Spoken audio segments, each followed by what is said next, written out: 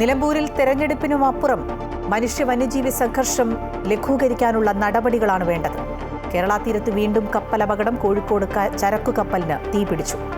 ഉച്ചവാർത്തയിലേക്ക് സ്വാഗതം. ആദ്യം പ്രധാന വാർത്ത.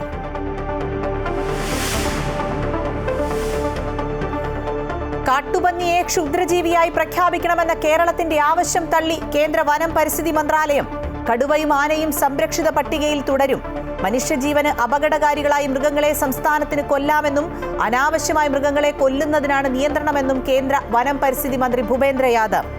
പന്നിക്കണിയിൽപ്പെട്ട് വിദ്യാർത്ഥിയുടെ മരണം സംസ്ഥാനത്തിന്റെ വീഴ്ചയെന്ന് മന്ത്രി.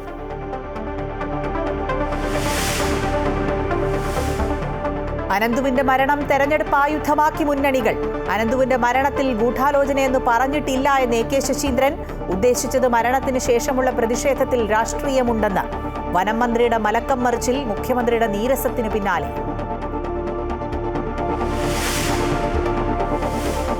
കേരള തീരത്തു മുങ്ങിയ കപ്പൽ MSC എൽസ 3യുടെ ഉടമസ്ഥരായ മെഡിറ്ററേനിയൻ ഷിപ്പിംഗ് കമ്പനിക്കെതിരെ ഉടൻ കേസ് വേണ്ട എന്ന നിലപാടിൽ കേരളം. തീരുമാനം മുഖ്യമന്ത്രിയും ഷിപ്പിംഗ് ഡയറക്ടറുമായി നടന്ന കൂടിക്കാഴ്ചയിൽ. ആഫ്രിക്കയിൽ നിന്നുള്ള മുങ്ങൽ വിദഗ്ധർ പരിശോധന തുടങ്ങി. കോഴിക്കോട് ബേപ്പൂർ തുറമുഖങ്ങൾക്ക് സമീപം ചരക്ക് കപ്പലിന് തീപിടുത്തം. 40ഓളം ജീവനക്കാർ കപ്പലിൽ.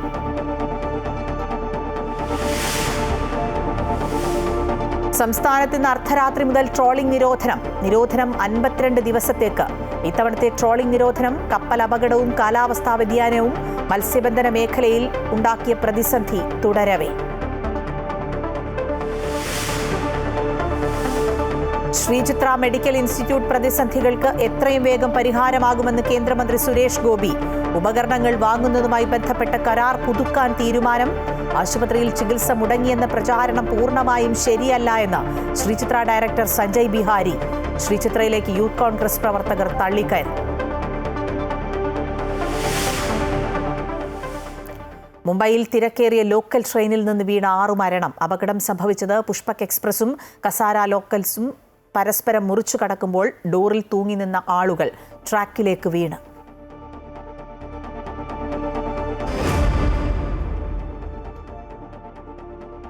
ഈ മണിക്കൂറിലെ ഏറ്റവും പ്രധാനപ്പെട്ട വാർത്തയിലേക്കാണ്. ആദ്യം കോഴിക്കോട് ബേപ്പൂർ തുറമുഖങ്ങൾക്ക് സമീപം ചരക്ക് കപ്പലിന് തീപിടുത്തം. 40ഓളം ജീവനക്കാർ കപ്പലിൽ. കോസ്റ്റ് ഗാർഡും നേവിയും സംഭവസ്ഥലത്തേക്ക് തിരിച്ചു. വർഷ ഗിരീഷ് കോഴിക്കോട് നിന്ന് വിശദാംശങ്ങൾ നൽകും.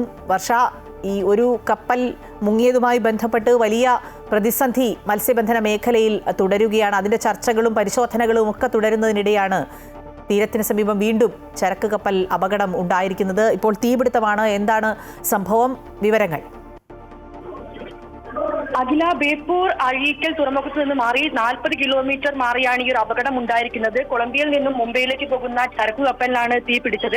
അതായത് കോഴിക്കോടിനും കണ്ണൂരിനും പടിഞ്ഞാറ് ഭാഗത്തായാണ് ഈ ഒരു സംഭവം. 50 കണ്ടെയ്നറുകൾ ഇപ്പോൾ ഈ ഒരു അപകടത്തിൽ കടലിലേക്ക് പതിച്ചു എന്നാണ് ലഭിക്കുന്ന പ്രാഥമിക വിവരം. ആകെ 650 കണ്ടെയ്നറുകളാണ് അതിലുള്ളതെന്ന് പറയുന്നു. ഇതിൽ 40ഓളം ജീവനക്കാരുണ്ട് എന്നുള്ളതാണ് ഏറ്റവും പ്രധാനപ്പെട്ട കാര്യം. എന്നാൽ ഈ ജീവനക്കാർക്ക് നിലവിൽ ആശങ്കപ്പെടേണ്ട സാഹചര്യമില്ല എന്ന് കരുതുന്നു. കാരണം ജീവനക്കാർ തന്നെയാണ് ഈ വിവരങ്ങളെല്ലാം അറിയിക്കുന്നത്. അതുകൊണ്ട് തന്നെ നിലവിൽ കപ്പൽ പൂർണ്ണമായി മുങ്ങിയിട്ടില്ല എന്ന് തന്നെയാണ് പ്രാഥമിക നിഗമനം. ഇപ്പോൾ കോസ്റ്റൽ ഗാർഡ് ഉൾപ്പെടെ അങ്ങോട്ട് തിരിച്ചിട്ടുണ്ട്. ഇനി ഇവരെ രക്ഷപ്പെടുത്താൻ അല്ലെങ്കിൽ ഈ ഒരു കാരണം കണ്ടെത്താനുള്ള ശ്രമത്തിലാണ് കോസ്റ്റ് ഗാർഡ് ഉൾപ്പെടെയുള്ളവർ. എന്തായാലും ഈ സംഭവം നടന്നിരിക്കുന്നത് ഇപ്പോൾ ബേപ്പൂർ അഴീക്കൽ തുറമുഖത്ത് നിന്നും 40 കിലോമീറ്റർ മാറിയാണ്.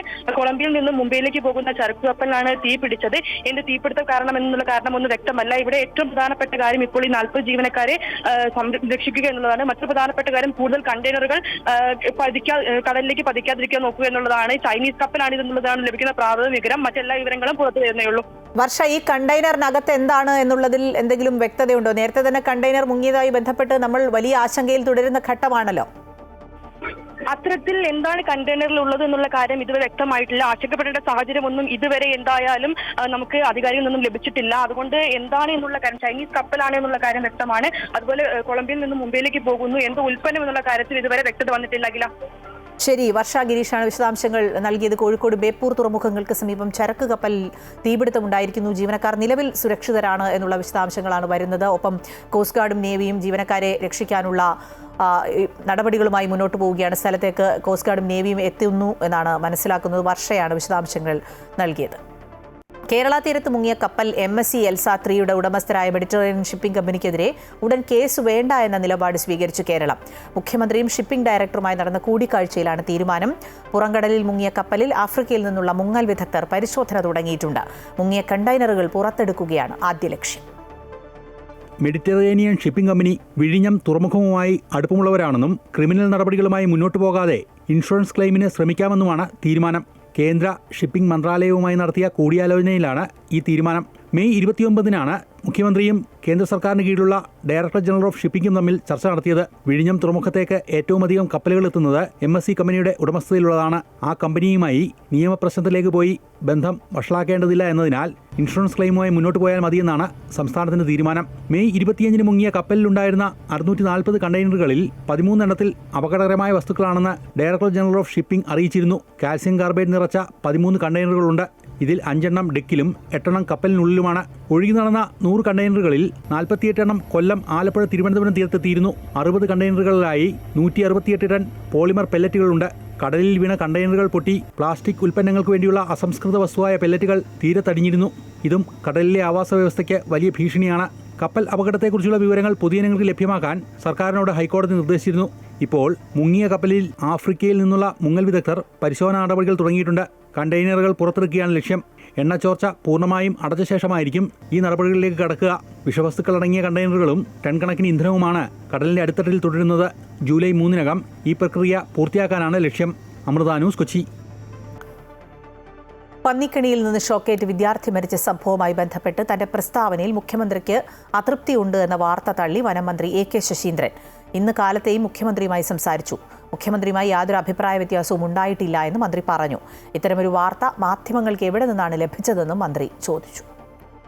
LDF-ൽ ചർച്ച ഇങ്ങനെയൊന്നും നടക്കുന്നില്ല. LDF ചർച്ച നമ്മളെല്ലാം ഞങ്ങളും കൂടുന്നതല്ലേ LDF, ഞാനും കൂടുന്നതല്ലേ LDF-ൽ അതിനെപ്പറ്റി ഒരു ചർച്ചയുമില്ല.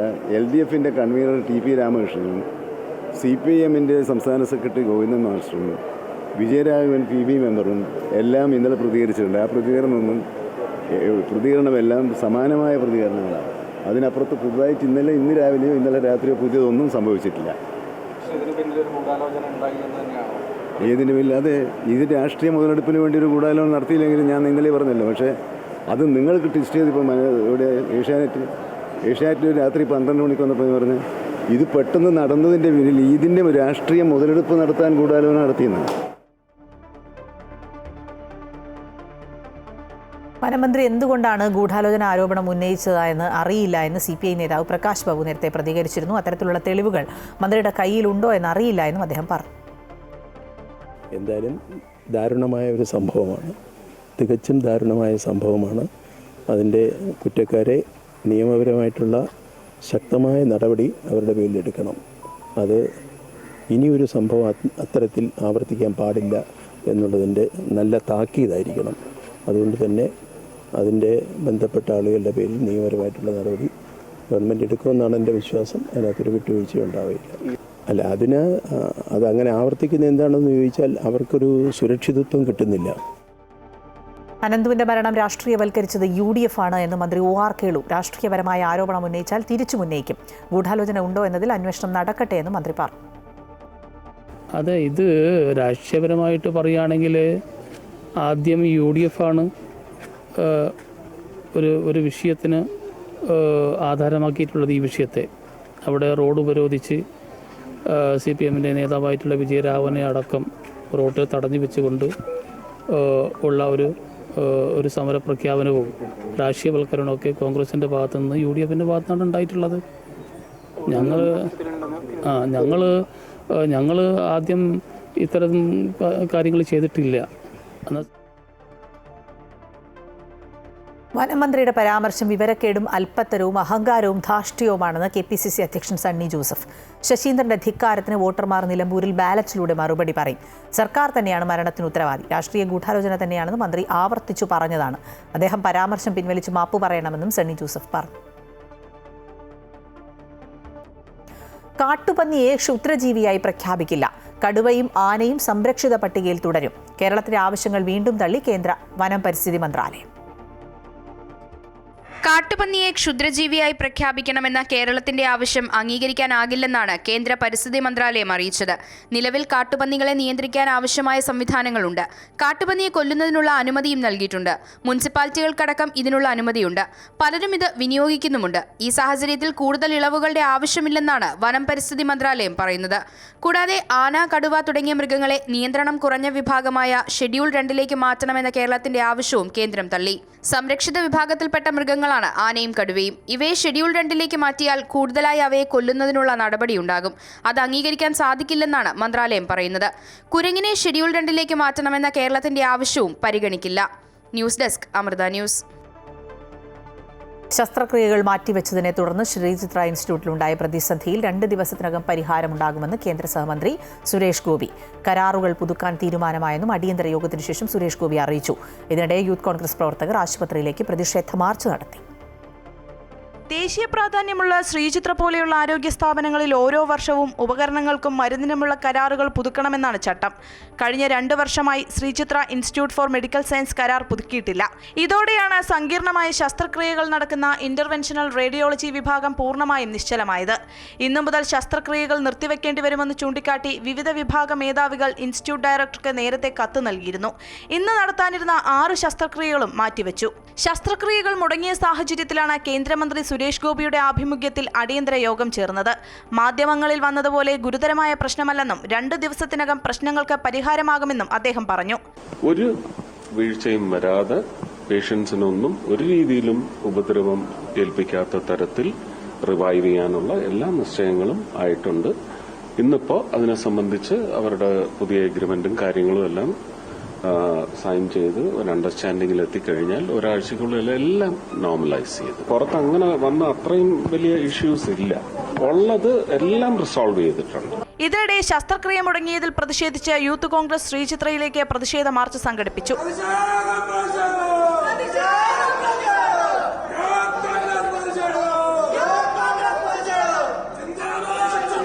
ശ്രീചിത്ര ഡയറക്ടർ സഞ്ജയ് ബിഹാരി നേതാക്കളുമായി അനുരഞ്ജന ചർച്ച നടത്തി. അമൃത ന്യൂസ്, തിരുവനന്തപുരം. അനന്തുവിന്റെ വീട് സന്ദർശിച്ച ശേഷം മുൻ പ്രതിപക്ഷ നേതാവ് രമേശ് ചെന്നിത്തല മാധ്യമങ്ങളെ കാണുന്നു. തത്സമയം ഇങ്ങനെ ആളുകളെ കൊല്ലാൻ ശ്രമിക്കുമോ? അപ്പം മന്ത്രി പിൻവലിച്ചത് നന്നായി. വാസ്തവത്തിൽ മന്ത്രി മാപ്പ് പറയുക കൂടിയാണ് വേണ്ടത്. കാരണം ഇങ്ങനൊരു ദുഃഖകരമായ സംഭവം ഉണ്ടാകുമ്പോൾ അതിനകത്ത് രാഷ്ട്രീയം കലർത്തി ഇത് തെരഞ്ഞെടുപ്പിന് വേണ്ടിയാണ് എന്നൊക്കെ പറയുന്ന ഒരു നടപടി ഒരിക്കലും ഒരു മന്ത്രിയുടെ ഭാഗത്തുനിന്നുണ്ടാകാൻ പാടില്ലാത്തതാണ്. പിന്നെ ഇവിടെ ഇതുപോലെ രാത്രികാലങ്ങളിൽ ഇങ്ങനെ കറണ്ട് എടുത്ത് ഇതുപോലെ ആളുകളെ ഈ പന്നിയെ കൊന്ന് അതിൽ നിന്ന് പണം ഈടാക്കുന്ന അല്ലെങ്കിൽ വിറ്റ് പൈസ ഉണ്ടാക്കുന്ന നടപടി ഇവിടെ സർവ്വസാധാരണമാണെന്ന് നാട്ടുകാരെല്ലാം പറയുകയുണ്ടായി. പരാതി പറഞ്ഞിട്ടും ഇലക്ട്രിസിറ്റി ബോർഡ് ഒരു നടപടിയും സ്വീകരിച്ചില്ല. അതൊക്കെ വലിയ തെറ്റായ കാര്യമാണ്. വൈദ്യുതി ബോർഡിൽ പരാതി കൊടുത്താൽ അവർക്ക് അതിന് ഉത്തരവാദിത്തമില്ലേ? ഇവിടെ വന്ന് പരിശോധിക്കാനും ഇങ്ങനെ രാത്രികാലങ്ങളിൽ കറണ്ട് എടുത്ത് വന്യമൃഗങ്ങളെ കൊല്ലുകയും ചെയ്യുന്ന നടപടി ഉണ്ട് എങ്കിൽ പരാതി കിട്ടിയപ്പോൾ അത് നടപടി എടുക്കണ്ടേ? വൈദ്യുതി ബോർഡിൻ്റെ ഭാഗത്ത് ഗുരുതരമായ വീഴ്ചയാണ് ഉണ്ടായിട്ടുള്ളത്. അതിന് ഉത്തരവാദികളായ ആളുകളുടെ പേരിൽ നടപടി ഉണ്ടാകണം. മാത്രമല്ല ഇതുപോലുള്ള സംഭവങ്ങൾ ഇനി ആവർത്തിക്കാതിരിക്കാൻ ഉള്ള നടപടി ഉണ്ടാകണം. സംസ്ഥാനത്ത് ട്രോളിംഗ് നിരോധനം ഇന്ന് അർദ്ധരാത്രി മുതൽ ആരംഭിക്കുകയാണ്. 52 ദിവസമാണ് ട്രോളിംഗ് നിരോധനം. കപ്പൽ അപകടവും കാലാവസ്ഥാ വ്യതിയാനവും തൊഴിൽ ദിനങ്ങളെ ബാധിച്ചതിനാൽ മത്സ്യബന്ധന മേഖലയാകെ കടുത്ത പ്രതിസന്ധിയിൽ നിൽക്കുമ്പോഴാണ് ഇത്തവണത്തെ ട്രോളിംഗ് നിരോധനം. പ്രജനനകാലത്തെ നാശം തടഞ്ഞ് മത്സ്യസമ്പത്ത് വർദ്ധിപ്പിക്കുന്നതിനാണ് ട്രോളിംഗ് നിരോധനം നടപ്പാക്കുന്നത്. മുൻവർഷങ്ങളിലേതുപോലെ ഇത്തവണയും ട്രോളിംഗ് നിരോധന സമയത്ത് പരിശോധനകൾ ശക്തമാക്കാനാണ് തീരുമാനം. എല്ലാ തീരദേശ ജില്ലകളിലും 24 മണിക്കൂറും പ്രവർത്തിക്കുന്ന കൺട്രോൾ റൂമുകളും ഒപ്പം പെട്രോളിംഗിനായി നിരീക്ഷണ സംവിധാനങ്ങളും ശക്തമാക്കിയിട്ടുണ്ട്. ട്രോളിംഗ് നിരോധന സമയത്ത് കേരള തീരത്ത് ഇതര സംസ്ഥാന മത്സ്യബന്ധന ബോട്ടുകൾക്കും വിലക്കുണ്ട്. തോണിയിലും ഇൻബോർഡ് വള്ളത്തിലും മീൻപിടുത്തം നടത്തുന്ന പരമ്പരാഗത മത്സ്യത്തൊഴിലാളികൾക്ക് ട്രോളിംഗ് നിരോധന സമയത്തും കടലിൽ പോകാം. എന്നാൽ നിരോധനം ലംഘിക്കുന്ന ബോട്ടുകൾക്കെതിരെ കർശന നിയമ നടപടി സ്വീകരിക്കുമെന്ന് ഫിഷറീസ് വകുപ്പിന്റെ മുന്നറിയിപ്പിൽ പറയുന്നു. അതേസമയം കാലാവസ്ഥാ വ്യതിയാനവും ഇന്ധനവില വർധനവും മത്സ്യബന്ധന മേഖലയ്ക്ക് വലിയ പ്രതിസന്ധി ഉണ്ടാക്കുന്നതിനിടെയാണ് കപ്പൽ അപകടം കൂടിയെത്തിയത്. ഇത് തൊഴിൽ ദിനങ്ങളെ ബാധിച്ചതിനാൽ 10 ദിവസത്തെ ഇളവ് അനുവദിക്കണമെന്ന് മത്സ്യത്തൊഴിലാളികൾ ആവശ്യപ്പെട്ടിരുന്നെങ്കിലും അതുണ്ടായില്ല. മത്സ്യബന്ധന മേഖലയിൽ സൗജന്യ റേഷനും മറ്റ് ആനുകൂല്യങ്ങളും നൽകുമെന്നാണ് സർക്കാർ വാഗ്ദാനം. ജൂൺ 9 അർദ്ധരാത്രി മുതൽ ജൂലൈ 31 അർദ്ധരാത്രി വരെ 52 ദിവസമാണ് ഇത്തവണത്തെ ട്രോളിംഗ് നിരോധനം. അമൃത ന്യൂസ്, കൊല്ലം. വയനാട്ടിലെ മുണ്ടക്കൈ ചൂരൽമല ഉരുൾപൊട്ടൽ ദുരന്തമുണ്ടായ പ്രദേശത്തിന് തൊട്ടടുത്തുള്ള കരിമറ്റം ഡംഡം മലയിൽ ഉരുൾപൊട്ടലുണ്ടായതായി വനംവകുപ്പ് സ്ഥിരീകരിച്ചു. ശക്തമായ മഴയ്ക്ക് പിന്നാലെ കഴിഞ്ഞ 28-ന് ഉൾവനത്തിലുണ്ടായ ഉരുൾപൊട്ടൽ 2 ദിവസം കഴിഞ്ഞാണ് സർക്കാർ സംവിധാനങ്ങൾ അറിഞ്ഞത്. കഴിഞ്ഞ വർഷം ഉരുൾപൊട്ടലുണ്ടായ മുണ്ടക്കൈ പുഞ്ചിരിമറ്റത്ത് നിന്ന് 4 കിലോമീറ്റർ അകലെ വനമേഖലയിലാണ് ഉരുൾപൊട്ടലുണ്ടായത്. ജനവാസ മേഖലയല്ലാത്തതിനാൽ ആളപായമുണ്ടായിട്ടില്ല. കേരളത്തിൽ വ്യവസായം തുടങ്ങാൻ ആരുടെയും ബ്ലെസ്സിങ്സ് ആവശ്യമില്ലെന്ന് മന്ത്രി പി രാജീവ്. വിദേശ നിക്ഷേപത്തിൽ ആന്ധ്രയെയും പഞ്ചാബിനെയും പിന്തള്ളി കേരളം ഒന്നാമതെത്തി. ഈ സർക്കാരിന്റെ കാലത്ത് സംസ്ഥാനത്ത് 37 സ്വകാര്യ വ്യവസായ പാർക്കിന് അനുമതി നൽകി. കേരളത്തിൽ ഒരു കർഷക കുടുംബത്തിൽ ജനിച്ച വ്യക്തി തുടങ്ങിയ സംരംഭം വളർന്ന് മറ്റ് സംസ്ഥാനങ്ങളിലേക്ക് എത്തി എന്നത് തന്നെ കേരളത്തിലെ വ്യവസായ സൗഹൃദ അന്തരീക്ഷത്തിന്റെ തെളിവാണെന്നും മന്ത്രി പറഞ്ഞു. ലോകോത്തര കമ്പനികളെല്ലാം നമ്മുടെ നാട്ടിലേക്ക് വരുന്നു. ഏറ്റവും ശ്രദ്ധേയമായ ഒരു പ്രതികരണം ഇന്നലെ കേരളത്തിൽ കേൾക്കുകയുണ്ടായി. വളരെ സാധാരണക്കാരനായ കർഷക കുടുംബത്തിൽ നിന്ന് വന്ന ഒരാൾക്ക് ഒരാളുടെയും പ്രത്യേകമായിട്ടുള്ള പരിഗണനയില്ലാതെ മറ്റ് സംസ്ഥാനങ്ങളിലേക്ക് ഉൾപ്പെടെ പടർന്നു പന്തലിക്കുന്ന വ്യവസായമായി വളരാൻ കഴിഞ്ഞു എന്നുള്ളത് ആ കമന്റ് കേരളത്തിനുള്ള ഏറ്റവും വലിയ അംഗീകാരമാണ്.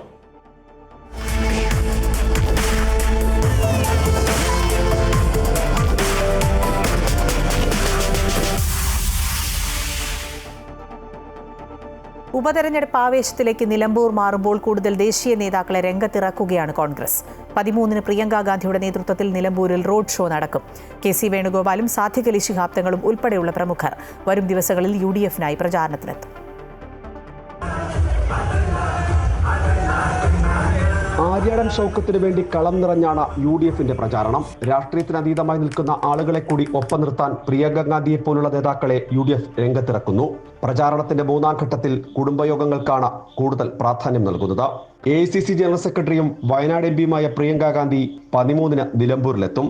വൈകുന്നേരം 3-ന് മൂത്തയിടത്തും 4-ന് നിലമ്പൂരിലും റോഡ് ഷോയിൽ പങ്കെടുക്കും. പ്രിയങ്ക ഗാന്ധി എത്തുന്നതോടെ സ്ത്രീ വോട്ടർമാർക്കിടയിൽ കൂടുതൽ സ്വാധീനമുണ്ടാക്കാൻ കഴിയുമെന്നാണ് കോൺഗ്രസിന്റെ പ്രതീക്ഷ. കഴിഞ്ഞ ലോക്സഭാ തെരഞ്ഞെടുപ്പിൽ പ്രിയങ്ക ഗാന്ധിക്ക് മികച്ച വിജയം സമ്മാനിച്ചതിൽ നിർണായക പങ്കുവഹിച്ചത് നിലമ്പൂരാണ്. മുസ്ലിം ലീഗ് സംസ്ഥാന അധ്യക്ഷൻ പാണക്കാട് സാദിഖ് അലി ശിഹാബ് തങ്ങൾ 13-നും 16-നും നിയോജക മണ്ഡലത്തിൽ പര്യടനം നടത്തുന്നുണ്ട്. UDF കൺവെൻഷനിൽ നിന്ന് പാണക്കാട്ട് കുടുംബം വിട്ടുനിന്നുവെന്ന ആരോപണങ്ങൾക്കുൾപ്പെടെ അദ്ദേഹം മറുപടി നൽകും. AICC സംഘടനാ ചുമതലയുള്ള ജനറൽ സെക്രട്ടറി KC വേണുഗോപാൽ 12-ന് INTUC കൺവെൻഷൻ ഉദ്ഘാടനം ചെയ്യും. 13-നും അദ്ദേഹം മണ്ഡലത്തിലുണ്ടാവും. കേരളത്തിന്റെ ചുമതലയുള്ള AICC ജനറൽ സെക്രട്ടറി ദീപാദാസ് മുൻഷിയും വരും ദിവസങ്ങളിൽ മണ്ഡലത്തിലേക്കെത്തും. പ്രതിപക്ഷ നേതാവ് ഉൾപ്പെടെയുള്ള പ്രധാനപ്പെട്ട ആളുകൾ മണ്ഡലത്തിൽ കേന്ദ്രീകരിച്ചാണ് പ്രചാരണ പ്രവർത്തനങ്ങൾക്ക് നേതൃത്വം നൽകുന്നത്. വർഗ ബഹുജന സംഘടനാ ഭാരവാഹികളെ കൂടി രംഗത്തിറക്കി തെരഞ്ഞെടുപ്പ് ആവേശം കൂട്ടുകയാണ് കോൺഗ്രസും UDF-ഉം. അമൃത ന്യൂസ്, നിലമ്പൂർ. നിലമ്പൂർ ഉപതെരഞ്ഞെടുപ്പിലെ LDF സ്ഥാനാർത്ഥി M സുരാജിന്റെ ഇന്നത്തെ പര്യടനം അമരമ്പലം പഞ്ചായത്തിലെ അമരമ്പലം സൗത്തിൽ നിന്നാണ് ആരംഭിച്ചത്. CPM സംസ്ഥാന സെക്രട്ടേറിയറ്റ് അംഗം MV ജയരാജൻ ഉദ്ഘാടനം ചെയ്തു. വിവിധ ഇടങ്ങളിലെ പര്യടനത്തിന് ശേഷം പന്നിക്കുളത്ത് ഇന്നത്തെ പര്യടനം അവസാനിക്കും. പ്രചാരണ ചൂടിലാണ് നിലമ്പൂർ. ആരോപണങ്ങളും മറുപടികളുമായി മുന്നണികൾ രംഗത്തുണ്ട്. മുഹമ്മദ് റിയാസിന്റെ നേതൃത്വത്തിൽ വോട്ട് പിടിക്കാൻ പണം വിതരണം ചെയ്യുന്നുവെന്ന ആരോപണവുമായി PV അൻവർ രംഗത്തെത്തി. അതിനിടെ അനന്തുവിന്റെ വീട് സന്ദർശിച്ച മന്ത്രി OR കേളുവും പ്രതിപക്ഷ നേതാവ് VD സതീശനും വിഷയം രാഷ്ട്രീയമായി ഉന്നയിച്ചാൽ അതേ രീതിയിൽ പ്രതികരിക്കുമെന്ന് മന്ത്രി പറഞ്ഞു. അനാവശ്യ വർത്തമാനങ്ങൾ നിർത്തണമെന്നും നടന്നത് സ്വാഭാവിക പ്രതിഷേധം മാത്രമാണെന്നും VD സതീശനും പ്രതികരിച്ചു. കാരണം വളരെ കൃത്യമാണ്, അനാസ്ഥയാണെന്നുള്ള കാര്യം. ഇവിടെ ഇതിനു മുമ്പ് തന്നെ ഈ പരിക്കേറ്റ ഷാനുവിൻ്റെ അമ്മ തന്നെ പറഞ്ഞല്ലോ, അവർ പരാതി കൊടുത്തിട്ടുണ്ട്. പലപ്പോഴും ഇങ്ങനെ പല സ്ഥലത്ത് ഇങ്ങനെ കെണി വെച്ച് ഇലക്ട്രിക് ലൈൻ കിടക്കുന്നത് കണ്ട് പരാതി ഒന്ന് അന്വേഷിച്ച പോലും ഇവിടെ LCT ബോർഡിൽ നിന്ന് ആരും വന്നിട്ടില്ല. ഞാൻ ഇന്നലെ പറഞ്ഞതുപോലെ ഈ പഞ്ചായത്തിന് എന്താ ചെയ്യാൻ പറ്റുന്നത്? പഞ്ചായത്ത് ഇത് പിടിക്കാൻ പറ്റുമോ? അനധികൃതമായി ചെയ്യുന്നതിന് പിടിക്കാനുള്ള അധികാരം പഞ്ചായത്തിനൊന്നുമില്ല. ചെയ്യേണ്ടത് ഒന്നുകിൽ പോലീസ്, അല്ലെങ്കിൽ ഫോറസ്റ്റ്, അല്ലെങ്കിൽ LCT ബോർഡ്. ഈ 3 ഏജൻസിക്ക് ഇതിനകത്ത് അധികാരമുള്ളൂ ഇത് മാറ്റാനും അവർക്കെതിരായി നടപടിയെടുക്കാൻ. KK പ്രശാന്ത് വിശദാംശങ്ങളുമായി ചേരുകയാണ്. പ്രശാന്ത്, നിലമ്പൂർ അതിൻ്റെ ഒരു തെരഞ്ഞെടുപ്പ് ആവേശം വളരെ കൂടുതലാണ്. ഇനി വളരെ കുറച്ച് ദിവസങ്ങൾ മാത്രമേ ഉള്ളൂ. അതുകൊണ്ട് തന്നെ പല ആരോപണങ്ങളും പ്രത്യാരോപണങ്ങളുമായി മുന്നണികൾ സജീവമായി തുടരുകയാണ്. തെരഞ്ഞെടുപ്പ് പ്രചരണം എങ്ങനെ പുരോഗമിക്കുന്നു? ഒപ്പം തന്നെ ഈ മനുഷ്യ വന്യജീവി സംഘർഷം തടയാനുള്ള നടപടികൾ ഈ ഒരു സമയത്തെങ്കിലും ഉണ്ടാകുമെന്ന് പ്രതീക്ഷിക്കാമോ?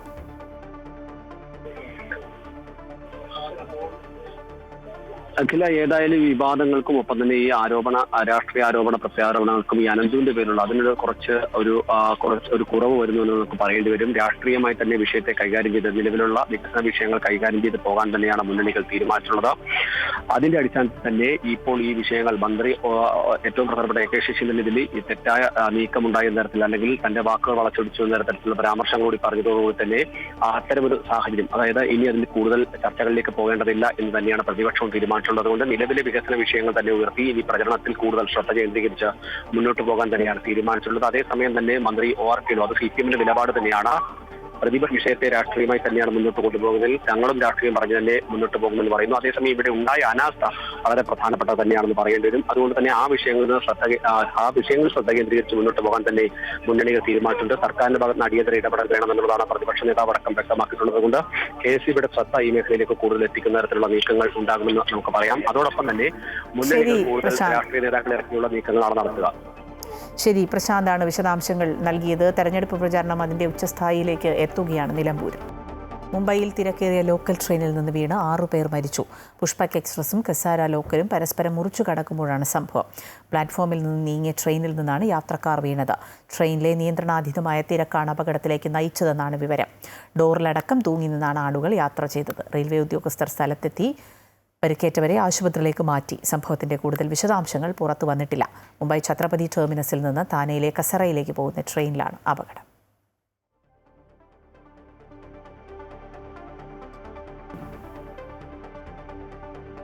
തമിഴ്നാട് ധർമ്മപുരിയിൽ വാഹനാപകടത്തിൽ മരിച്ച CP ചാക്കോയുടെ മൃതദേഹം സംസ്കരിച്ചു. നടൻ ഷൈൻ ടോം ചാക്കോയുടെ പിതാവാണ്. മുണ്ടൂർ കർമ്മലമാതാ പള്ളിയിൽ നടന്ന സംസ്കാര ചടങ്ങുകളിൽ ആശുപത്രി കിടക്കയിൽ നിന്നും എത്തിയാണ് ഷൈൻ ടോമും അമ്മ മറിയ കാർമലും പങ്കെടുത്തത്. അന്തിമോപചാരം അർപ്പിക്കാൻ സിനിമാ രാഷ്ട്രീയ മേഖലയിൽ നിന്നുള്ള നിരവധി ആളുകൾ എത്തിയിരുന്നു.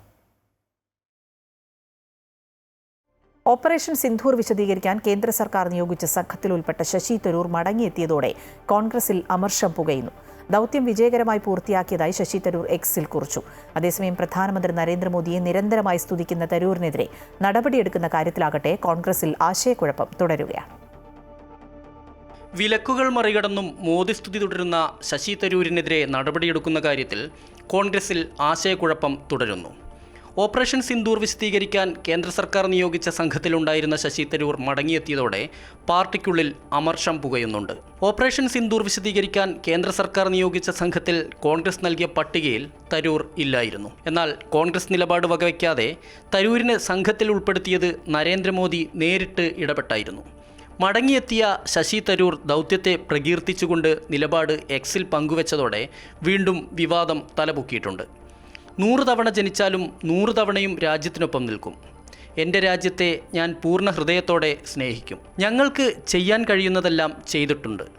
സത്യം ലോകത്തിന് മുമ്പിൽ അറിയിക്കാൻ കഴിഞ്ഞെന്നും ശശി തരൂർ എക്സിൽ കുറിച്ചു.